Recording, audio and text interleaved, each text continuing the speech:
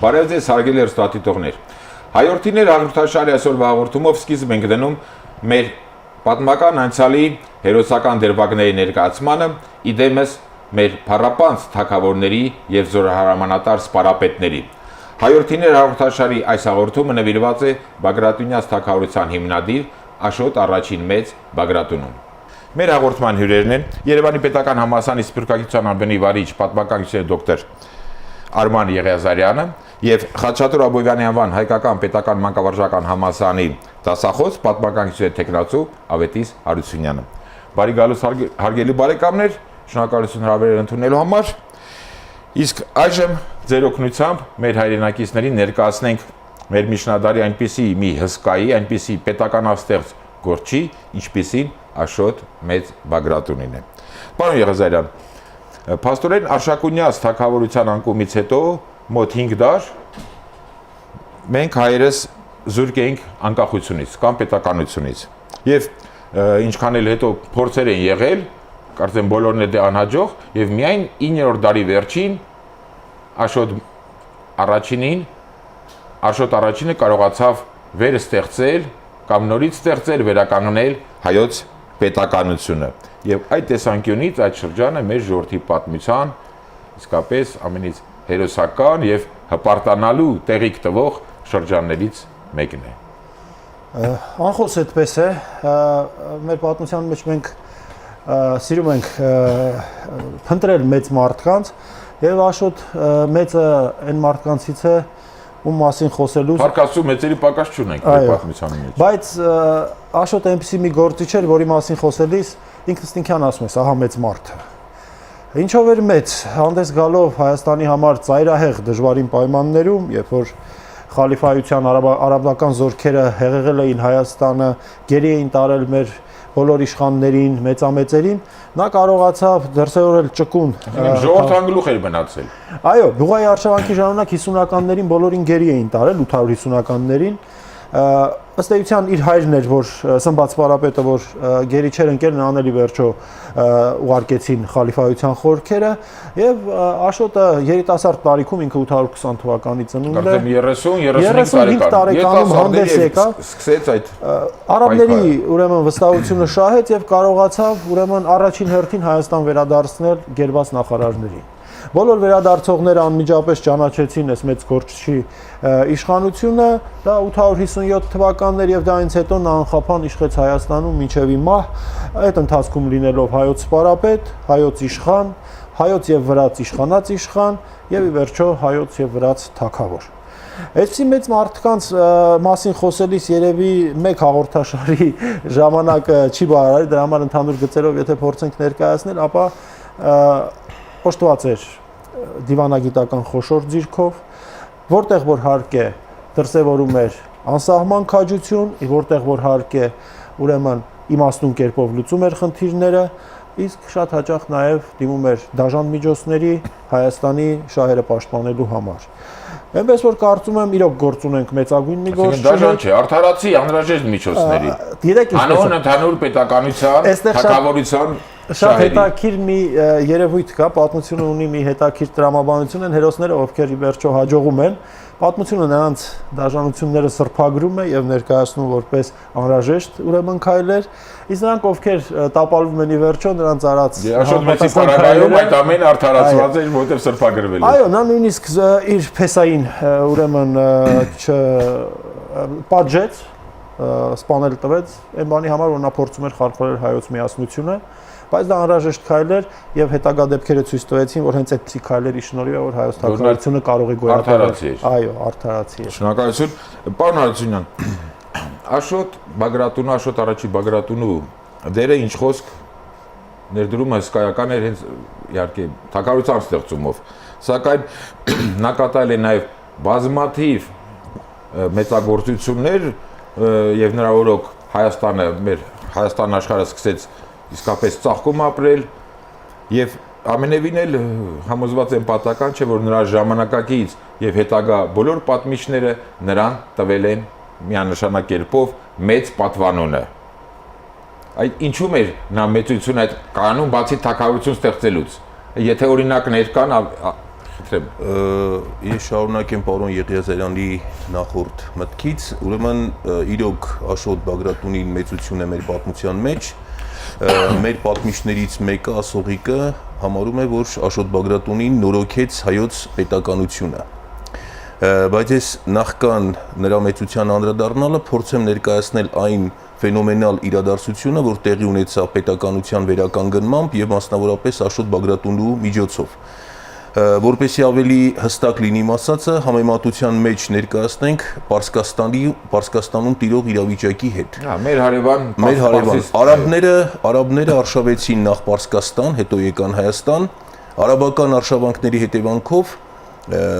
պարսիկները կորցրեցին իրենց պետականությունը, այն հսկայական տերությունը, Սասանյան աշխարհակալությունը, երկու ճակատամարտերից հետո ուրեմն կարողացան նրանք ստիպել, որպեսզի կործանվի Սասանյան պետականությունը եւ տիրեն ամբողջ իրանական սարահարթին։ Սա առաջին։ Երկրորդ, արաբներին հաջողվեց կործանել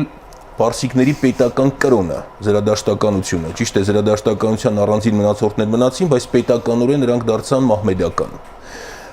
Այնքան հուժկու էր ուրեմն արաբների հասցրած հարվածը, որ պարսիկները մոտ 900 տարի պետականություն չունեցան։ Դա մշակութային մեծ ավերտ Եվ չորրորդ ամենակարևոր հանգամանքը, որ նրանց մարդաբանական տեսակը, նաև մշակութային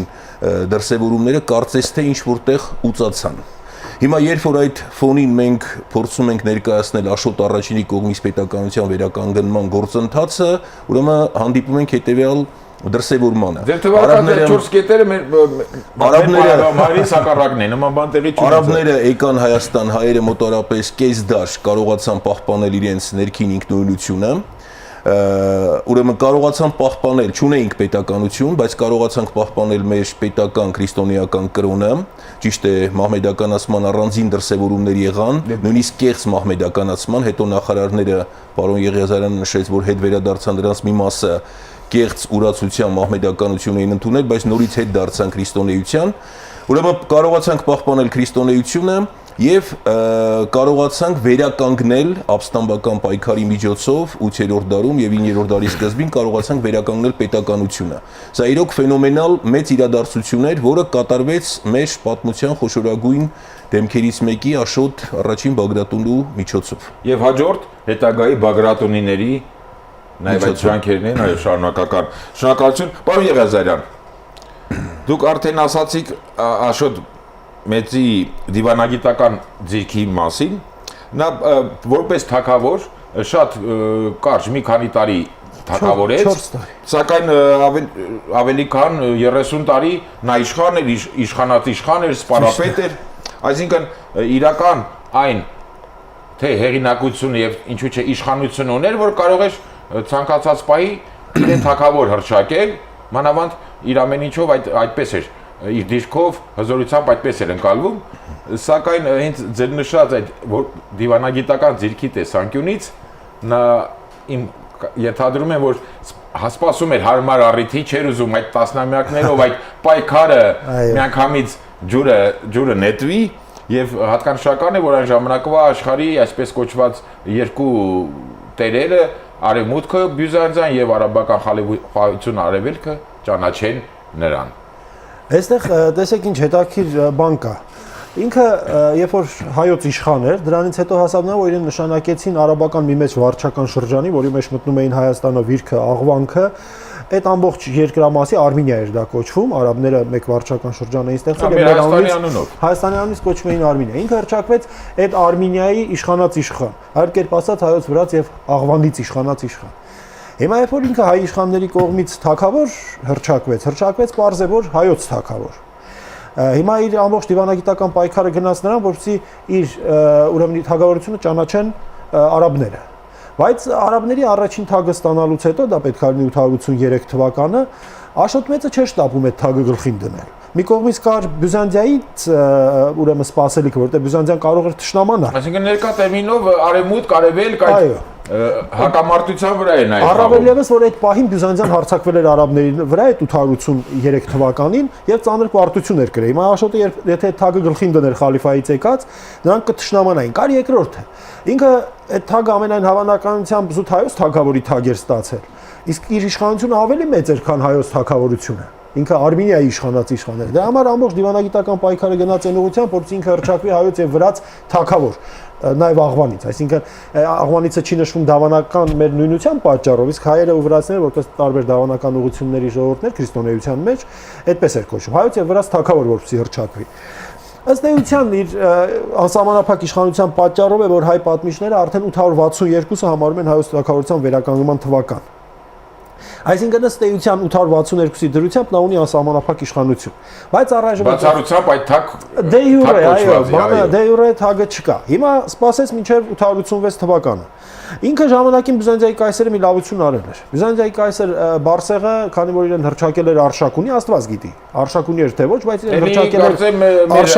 մեր հայազգի էր, չէ՞ այդ Բյուզանդիայի կայսերը։ Այո, իրեն հռչակել էր Արշակունի եւ որովհետեւ Արշակունյաց թագավորության շրջանում թագադիրները Բագրատունիները էին, թագ խնդրեց Աշոտ իշխանած իշխանից։ Աշոտը այդ թագը տվեց։ Հիմա ինքը ակնկալում էր նույն թագը կայսրից եւ կայսրը ուրեմն թագը ուղարկեց։ Պարոն Եղազարյան ընդհատեմ, այսինքն նա իրեն հռչակել էր Արշակունի, Բյուզանդիայի կայսերը եւ Արշակունիների ժամանակ այդ ավանդության համաձայն հայոց իշխանած իշխանը, ապագա թագավորը խնդրեց որպես այդ ապագա թագավորը գա իրեն թագադրի։ Չէ, ոչ թե թագադրի, զուտ թագ ուղարկելու մասին է խոսքը։ Դե նաև դա սիմվոլիկ բնույթ չէ, մենք նշանակում որ արդեն պիտի որ արդեն թագավոր եղածիներ չէ Հայաստանում ինքը։ Չէ, բոլորովին։ Խոսքը ուրեմն 867 թվի մասին է, այդ ժամանակ Հայաստանում հայկական իրականության մեջ ինքն ընկալում էր թագավոր, բայց դեռ դե յուրե թագավոր չի, որովհետև դեռ 887 թվականի սկզբին հայկական աղբյուրներում ինքը հիշված է որպես իշխանած իշխան։ Դերենի կարծունու մահը տեղի ունեցել 887-ին, այդ ժամանակ գրում է, որ եկավ իշխանած իշխանի տղա։ Այսինքն ինքը դեռ իշխանած իշխան էր դե յուրե։ Թագավորը դե ֆակտո, բայց իշխանած իշխանա դե յուրե։ 874 թվականի Սևանի արձանագրության մեջ որ նա կոչվում է թագավոր։ Այնտեղ կայքի կարևորը երևույթն է։ Չէ, ինքը չէ, կինն է կոչվում թագուհի։ Հետագային թողնենք։ Բոլոր դեպքերում ինքը հասավ նրան, որ ուրեմն իրեն ճանաչեցին հայոց վրաց եւ Աղվանից թագավոր։ Ահա հենց այն էր ինչին ինքը ձգտում էր։ Եվ վերջո ինքը կարողացավ նաեւ իրեն հնազանդեցնել Աբխազած թագավորին։ Պատմիչը պատմում է, ասում է, այսինքն այնպես արեց, որ Վոլգա Կովկասը Իսկ Աբխազած թագավորությունը ձգվում էր այդ դարաշրջանում մինչև այսօրվա Սոչի քաղաքի տարածքը, այսինքն մինչև հարավային այսօրվա հարավային Ռուսաստանի տարածքները եւ երբ որ ուրեմն աբխազները ճանաչեցին, ասում է, ворթիաբար ավելի վեհին հնազանդվում էր եւ պարտավճար էր տալիս որպես հպատակ, այնպես որ ստացվեց, որ գրեթե ողջ Անդրկովկասը այսօրվա բացառությամբ արևելքի Շիրվանշահերի թագավորության ենթարկվում էին Աշոտ ուրեմն առաջին մեծին։ Պարոն Եղազարյան, պատահական չի, որ այս ամեն ինչի համար պատմիչը իրեն կոչում է Այր Քաջահայտ եւ Հանճարեղագույն։ կարող ենք այս ձեր խոսքից հետո եզրակացնել, որ Աշոտ մեծը, Աշոտ Բագրատունին առաջնորդին օժտված էր պետական գործին համար շատ կարևոր մի հատկանիշով, ինչպիսին համբերություններ, համբերատարությունը, ընդհանուր ազգի շահերը նպատակն իրականացնելու տեսանկյունից եւ մյուս կողմից էլ արտաքին քաղաքական կողմնորոշումների որդեգրման առումով ոչ արևմուտք էր, ոչ արևելք։ Այո։ Ինքը այսինքն ոչ Բյուզանդիա, ոչ արաբական խալիֆայություն։ Տեսեք ինչպես է, բացառապես Հայաստանի շահը հաշվի առնելով էր շահը։ Երկուսից էլ օգտվում էր, կամ երկուսին օգտագործում։ Երկրի ներքին կյանքում գիտեք, ֆեոդալիզմի ժամանակ շատ կարևոր է այսպես տերունական դաշինքը։ Ֆեոդալների կապը թագավորի հետ դաշինքի ուխտի միջոցով։ Ինքը հաշվի առնելով, որ այդպիսի ուխտը կամ այդպիսի դաշինքը բավական խարխուլ է լինում, որոշեց դիմել ավելի այսպես ամուր կապեր հաստատելու խնդրի եւ իր դստրերին ու քույրերին ամուսնացեց բոլոր մեծ իշխանների հետ։ Եթե ժամանակ ընդունված այդ ձեր չէ խնամիական կապերով թագավորությունները, պետությունները ամրապնդել։ Որ Հայաստանի բոլոր այսպես մեծ հատվածներում կամ իր այսպես տեղական իշխանուհիներ էին կամ իր դստրերը կամ քույրերը։ Կամ տղաներն էին կամ փեսաները։ Կղարչում, Սոփյան, Մարիամը։ Այո, բոլորին այսպես ուրեմն տարածել էր։ Ես ասացի, որ նույնիսկ փեսային չխնայց, դա որպես պետականակերտ գործչի հատկանիշ եմ ասում, երբ որ նա փորձում էր հայոց թագավորությունից օտարվել, Վասպուրականի Դերենիկի իշխանը, Աշոտի դուստր Սոփիի ամուսինը, ուղղակի պատժեց, մահապատժով, սպանել տվեց։ Գիտեք ինչպես է, դաժան քայլ է, Բայց արդեն իր աղջկանից ժառանգ էր։ Այո, հանուն պետության ամրության, միասնականության Աշոտը պատրաստ էր նայել դրան։ Արտաքին դաշտում ինքը կարողանում էր իրեն ցույց տալ որպես լավագույն դաշնակից երկու գերտերություններին, բայց բարձր որ այս մեծ թագավորի հիմնական խնդիրը հայոց թագավորության ամրապինդ վիճակն էր։ Կգա ժամանակ, երբ որ իր որդին Սմբատ առաջինը այդ զգոնությունը կկորցնի։ Եվ Աշոտ մեծի ստեղծածը Սմբատի թագավորության վերջում ըստ էության կոչնչանա։ Ասպարեզ կգան երկու այլ մեծ գործիչներ, Աշոտ մեծի թոռները, Աշոտ Երկաթը եւ Աբասը, որոնք մեծագույն այսպես դաժան պայքարով կվերականգնեն ամեն ինչը, ինչ որ իրենց պապներ ստեղծել, բայց Աշոտ առաջինը եղավ ու մնաց այն եզակի զգոն եւ մեծ քաղաքական գործիչը, որը ամեն պահի պատրաստ էր ամենից զոհաբերել հանուն Հայաստանի հզորության եւ միասնության եւ դա նրա ամենա այսպես հատկանշական բնութագիրն էր։ Շնորհակալություն։ Պարոն Հարությունյան, դուք արդեն հիշատակեցիք, որ դեռ Աշոտի ժամանակակից պատմիչները ասողի կկարծեմ, նրան շնորհել է կամ անվանել է մեծ պատվանունով եւ հիշատակվեց պարոն Եղազարյանն ասաց, որ Աշոտը հայոց եւ վրաց իշխան էր։ Նաեւ Բյուզանդիայի գրականության մեջ հանդիպեցի, Բյուզանդիայի կայսրն է Աշոտի մասին նշում, որ Աշոտը տիրում էր արևելքի բոլոր երկրներին։ Այս ամենին է գումարած, որ Բագրատունիները նաև բուն Վրաստանում իշխանություն հիմնեցին, հետո դարձավ Բագրատյոն, վրացիները ճիշտ է, այնքան էլ չեն սիրում,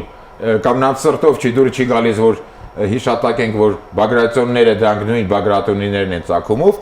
ինչևէ, ինչ է նշանակում այս հայոց եւ վրաց իշխան կամ հայոց եւ վրաց իշխանات իշխան կամ թագավոր կամ Պարոն Եղազարյանն ասաց մինչև Աբխազիա, ներկայիս այդ Սոչի քաղաքը Աշոտ Բագրատունուն մեծարել են ոչ միայն մեր պատմիչները, գովասանքի խոսքեր է ասել նաև Բյուզանդիայի պատրիարք Փոտը։ Օրինակ Փոտը նրան համարում է հանճարեղ իմաստության տեր անձնավորություն կամ համարում է իմաստություն որոնող անձնավորություն, Աստծո գիտությունը ընդունող անձնավորություն։ Այն որ Աշոտ առաջինը իրոք ստեղծեց հզոր պետականություն, դա մենք տեսնում ենք արդեն նրա նվաճումներից։ Եթե մենք պատմական Հայաստանի քարտեզի վրա մտովի պատկերացնենք, փաստորեն նախկին հայկական պետականության, հայկական լեռնաշխարհի տարածքում նա գրեթե միավորեց նախկին հայկական տարածքները, միավորումից դուրս մեծ մասը Բագրատունիների օրոք մեծագույն մասը ստեղծեց տարածաշրջանային տերություն, այսօրվա տերմինաբանությամբ ասած։ Այո, այնտեղ դուրս է մնացել միայն արևմտյան որոշ տարածքներ, որոնք մտել են Բյուզանդիայի կողմից եւ հարավ-արևմտյան շրջաններ։ Հայաստանի տարածքները, Վրաստանը, Աղվանքը այդ ամբողջը հանդիսանում էր մեկ միասնական պետություն։ Պարոն Եղիազարյանը նշեց, այնտեղ Կախեթ է նաև գնացել ինքը, որտեղ դաշինք է կնքել Գուրամի հետ եւ իր քրոջը ամուսնացրել նաև Կախեթի թագավոր Գուրամի հետ։ Այսինքն իմեծ Աշոտի մեծը։ Քանակը հայտնի չի, 3-ին գիտենք ում ամուսնացրել է։ Մեկը Սոփին, որը ամուսնացել էր Դերենիկի հետ, Մարիամը, հայտնի են 3։ Հա, Մարիամը սա Գաբուրի կինը, Սյունյաց։ Փաստորեն այնպիսի տերություն է ստեղծել։ Պետականության ամրապնդման աղջիկներ շատ ունենալը ձեռնտուն է։ Փաստորեն ստեղծել են այնպիսի հզոր տերություն, որը խոշոր պատվար էր հանդիսանում, ուրեմն խալիֆաթի հյուսիսային շրջաններում։ Խալիֆաթը ուրիշ ճար չուներ Հայաստանի պետականությունը չճանաչելու, որովհետև իրոք ստեղծվել էր այնպիսի նպաստավոր արտաքին գործոններ, որոնք պայմանավորեցին այդ պետականության եւ պետության գոյությունը։ Նույնը կարող ենք Բյուզանդիայի համար ասել, այսինքն երկուսն էլ ստիպված ճանաչեցին։ Տեսեք, այստեղ Բյուզանդիան եւ արաբական խալիֆաթը։ Այստեղ պետք է հիշել մի շատ կարևոր բան։ Այն ինչը որ մենք ասում ենք Աշոտ մեծի մասին, հավասարապես վերագրելի է իր նախորդներին։ Բագրատյանց վերելքը սկսել է Աշոտ Մսակերով։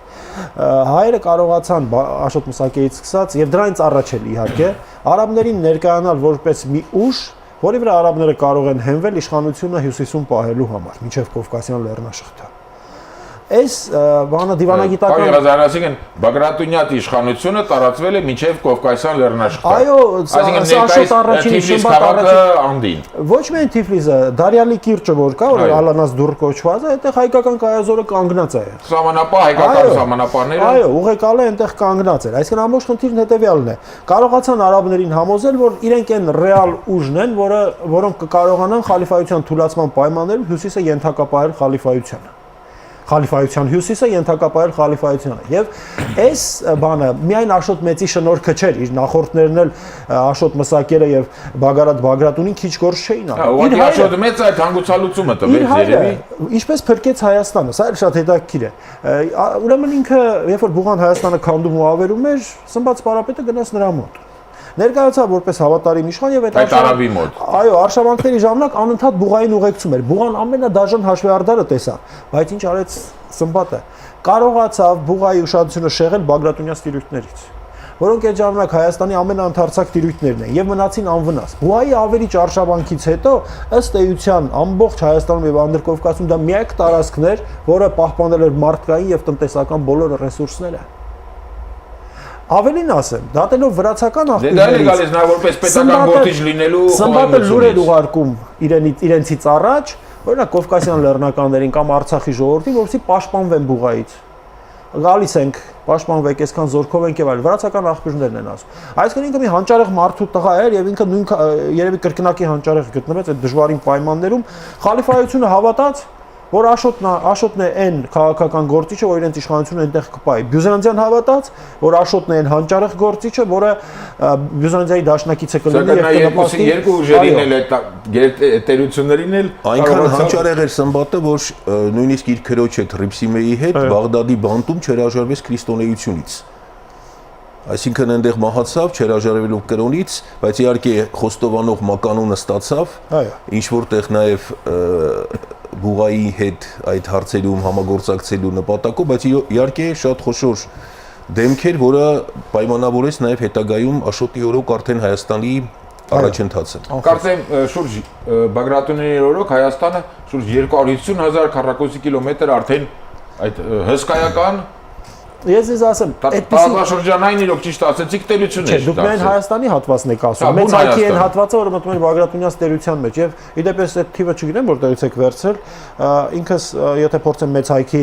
մոտ 340,000-անոց իրականությունից խոսել, ապա Բագրատունյաց հատվածը դրա մեծագույն մասն էր ընդգրկում։ Բայց այստեղ պետք է հաշվել նաեւ Վիրքը, Աղվանքը եւ մինչեւ Կովկասյան լեռնաշխարհի հարավ-արևելյան փեշն ընկած տարածքներ, այսինքն ըստ էության մենք գործ ունենք մոտ 400,000-անոց տարածքի հետ, եթե ոչ ավել։ Ձախ թևում եզերում էր Սև ծովով միակ ծովն էր Բագրատունյաց տերության եւ սա իրոք տարածաշրջանային տերություն էր թե հյուսիսի եւ թե հարավի տեսանկյունից։ Կարող եք ժամանակի հեռավորությունից պնդել, որ վրաց թագավորության, պետականության հիմնադիրը Բագրատունիներն են։ Մեր հարևան եղբայր վրացիները, որ եւս մեկ անգամ իմանան։ Միանշանակ վրացիները ուղղակի այնքան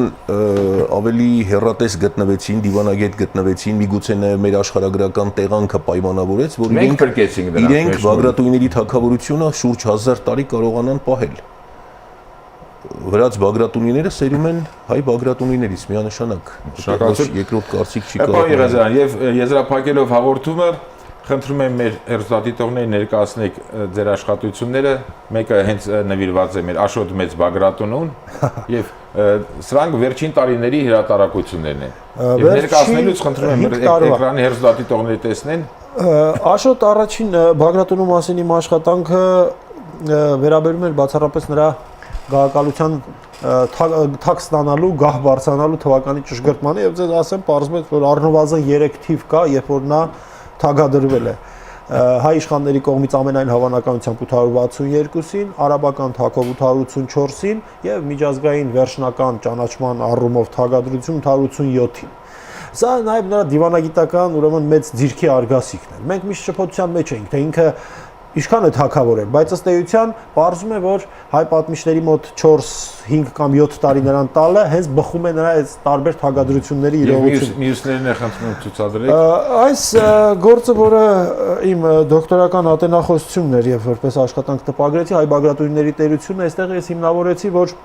իրականում գործ ունենք ոչ թե պարզ թագավորության, այլ տարածաշրջանային տերության հետ, Աշոտ առաջինի եւ Սմբատ առաջինի օրոք գոյություն ունեցած։ Իսկ վերջին գիրքս այս պայդրությամբ վերջին Աշոտ երկաթի մասին հրատարակված, հույս ունեմ, որ այդպիսի մի հաղորդում պարոն Հարությունյան կնախաձեռնեք, որովհետեւ իդեմս Աշոտ երկաթի ունենք մեր պատմության խոշորագույն քաջամարտիկին։ Մանավանդ Աշոտ երկաթը մեր հայ գեղարվեստական գրականության սիրված կերպարներից է։ Եվ ավելին ասեմ, ես սկզբում էլ նշեցի, Աշոտայի ստեղծած ըստ էության փլուզվեց Սմբատի թագավորության վերջում։ 913 թվականի դրությամբ այն ինչ որ ստեղծել էր Աշոտ առաջինը էլ չկար։ Եվ եթե ասպարեզ չկար Աշոտ երկաթի նման մեկը, որը օժտված էր անհատնում քաջությամբ ու եռանդով, պատմիչն ասում է անհնարին քաջություն ուներ։ Այդպիսի քաջությունը պատկերացնել հնարավոր չէ։ Բագրատունյաց թագավորությունը գուցե այլևս գոյություն չուներ։ Այնց Աշոտ երկաթն էր, որ Աշոտ առաջինի ստեղծածը վերականգնեց, փրկեց, իսկ եղբայրը իրենից հետո վերականգնեց պետական կառույցը։ Այսինքն ըստ էության մենք գործ ունենք հանճարեղ տիրակալների հետ, հերթականությամբ իրար հետևող, եւ Աշոտ մեծի դերի ամփոփումով կուզեի ասել, պետք է հիշել, որ հնարավոր է ունենալ հանճարեղ թագավորներ։ Ոչ միայն հնարավոր է, այլ նաև ցանկալի է։ Հայոց պատմության տրամաբանության մեջ այսպիսի գաղակալները քիչ են եղել։ Շատ բարի, հարգելի բարեկամներ, կրկին շնորհակալություն հաղորդմանը մասնակցելու ձեր պատրաստակամության համար։ Մեր հայրենակիցները պարտավոր են իմանալ եւ հպարտանալ մեր պատմության հերոսական էջերով, այսօր բազմիցս շեշտվեց այդ ձևակերպումը տարածաշրջանային տերություն 250-300 քառակուսի կիլոմետր տարածք եւ ավելին ազդեցության շրջանակ ունեցող ամեն կերպ պաշտպանենք եւ աջակից լինենք մեր նորանկախ հայոց պետականությանը եւ հույս ունենանք, որ ինչպես ժամանակին 1000 տարի առաջ Աշոտ մեծ Բագրատունին իրականություն դարձրեց իր մեծ երազանքը ստեղծել, հավաքել, ամբողջացնել հայոց երկիրը եւ վաղ թե ուշ այդ նույն երազանքը կրկին իրականություն կդառնա։ Հարգելի հեռուստադիտողներ, հայորդիներ հաղորդաշարի այսօրվա հաղորդումը նվիրված էր Բագրատունյաց տերության հիմնադիր Աշոտ առաջին մեծ Բագրատունուն։ Առայժմ այսքանը, ճանաչենք հայորդիներին։